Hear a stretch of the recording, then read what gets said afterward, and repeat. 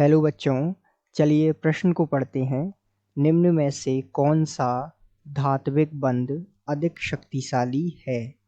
विकल्प दिए हुए हैं। विकल्प ए है Fe, विकल्प बी है कार्बन सी, विकल्प सी है वेनेडियम बी और विकल्प डी है Cr क्रोमियम। तो आइए बच्चों, मुख्य अवधारणा की चर्चा करते हुए हम इस प्रश्न को हल करते हैं।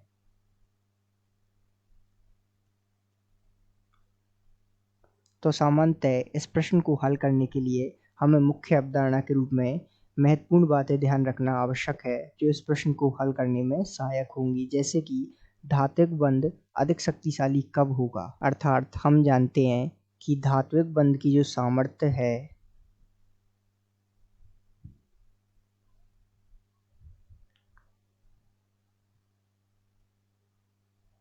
वो किस पर निर्भर करती है? वो निर्भर करती है अयुग्मित इलेक्ट्रॉनों की संख्या पर।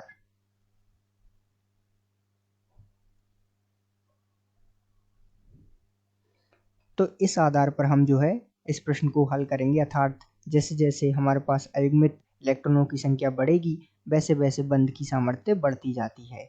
तो आइए हम सब में पहले अयुग्मित इलेक्ट्रॉनों की संख्या पता लगाते हैं और जो है ये पता लगाते हैं कि किसमें बंध शक्तिशाली है। तो बात करते हैं विकल्प ए में दिया Fe आयरन से।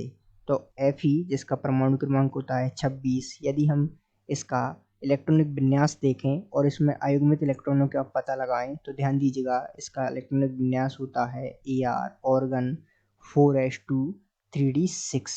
यदि हम इसमें D में इलेक्ट्रॉनों को भर कर देखें तो ध्यान दीजिएगा हमारे पास कितनी अयुग्मित इलेक्ट्रॉन है इसका पता लगाते हैं।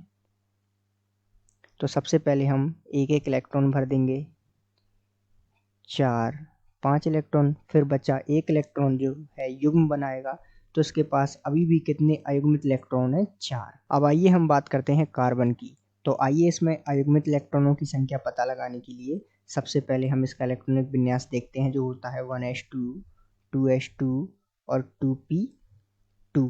तो इसका यदि हम s कक्षक बनाएं तो इसमें 2 इलेक्ट्रॉन भरे हुए हैं अर्थात युग्मित है। इसी प्रकार यदि हम p में भरकर देखें इलेक्ट्रॉन तो ध्यान दीजिएगा 1 और 2, तो इसके पास अयुग्मित इलेक्ट्रॉनों की संख्या होगी 2।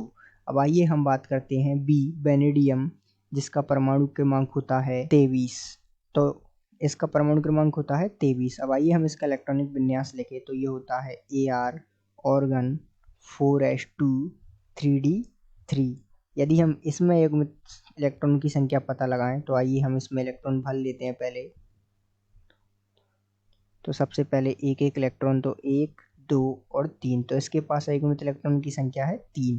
अब आइए हम बात करते हैं Cr क्रोमियम जिसका परमाणु क्रमांक होता है 24। इसमें अयुग्मित इलेक्ट्रॉनों की संख्या पता लगाने के लिए इसका हम इलेक्ट्रॉन विन्यास लिखते हैं तो ये होता है Ar ऑर्गन 4s1 और 3d5। तो यदि हम इसमें अयुग्मित इलेक्ट्रॉनों की संख्या का पता लगाएं तो आइए हम इसमें इलेक्ट्रॉन भरते हैं। तो सबसे पहले हम एक एक इलेक्ट्रॉन भरेंगे तो 1 2 3 4 और 5, तो ये हमने 3d में इलेक्ट्रॉन भरे। अब आइए हम इसमें जो दिया हुआ है हमें 4s, इसमें भी इलेक्ट्रॉन भरते हैं तो यहाँ इसके पास एक इलेक्ट्रॉन है। तो इसके पास कुल अयुग्मित इलेक्ट्रॉन की संख्या यदि हम देखें तो एक 4s में और 3d में 5 अर्थात 6। तो सबसे ज़्यादा अयुग्मित इलेक्ट्रॉन की संख्या किसके पास है? 6। वो है क्रोमियम। वो किसके पास है? क्रोमियम के पास अर्थात Cr के पास। तो इसका नाम हो गया क्रोमियम। इसके पास जो है सबसे अधिक अयुग्मित इलेक्ट्रॉनों की संख्या है और उसका मान है 6। तो हम कह सकते हैं कि ये जो है धात्विक बंध इसका अधिक शक्तिशाली होगा। जैसा कि हमने मुख्य अवधारणा में समझा कि जिसके पास अयुग्मित इलेक्ट्रॉनों की संख्या अधिक होगी उसका धात्विक बंध की सामर्थ्य अधिक होगी। तो सबसे अधिक किसके पास है? Cr के पास। तो सबसे शक्तिशाली धात्विक बंध किसका होगा? Cr क्रोमियम का। तो अर्थात दिए गए प्रश्न का सही उत्तर विकल्प डी है। आशा करते हैं आपको समझ आया होगा। धन्यवाद।